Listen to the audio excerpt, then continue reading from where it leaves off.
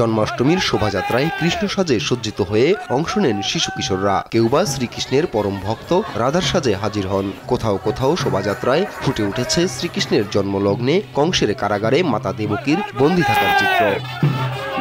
এমনই বর্ণিল শোভাযাত্রা, আলোচনা সভা ও পূজা অর্চনার মধ্য দিয়ে সারা দেশে উদযাপন হচ্ছে ভগবান শ্রীকৃষ্ণের জন্মাষ্টমী। বিশ্ব শান্তি ও মঙ্গল কামনায় বর্ণাঢ্য শোভাযাত্রা বের হয় বগুড়া, মুন্সিগঞ্জ, গোপালগঞ্জ, কুমিল্লা, পিরোজপুর, নরসিংদী, চুয়াডাঙ্গা, পঞ্চগড়, খাগড়াছড়ি সহ দেশের সব জেলাতেই হয় আলোচনা সভা। এছাড়া মন্দিরে মন্দিরে কৃষ্ণ বন্দনায় হয় পূজা অর্চনা। আনন্দে মাতেন কৃষ্ণ ভক্তরা।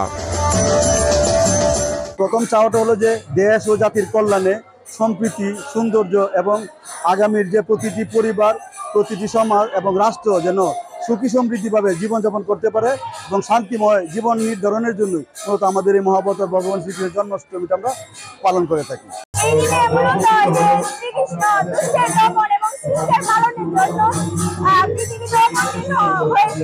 চট্টগ্রামে জন্মাষ্টমীর আনুষ্ঠানিকতা উদ্বোধন করেন মুক্তিযোদ্ধা উপদেষ্টা ফারুকী আজম। অংশ নেন city mayor doctor Shahadat Hossain ও বিএনপি নেত্রী ব্যারিস্টার রুমিন ফারহানা সহ রাজনৈতিক নেতারা। শোভাযাত্রায় ঢল নামে সনাতন ধর্মাবলম্বীদের।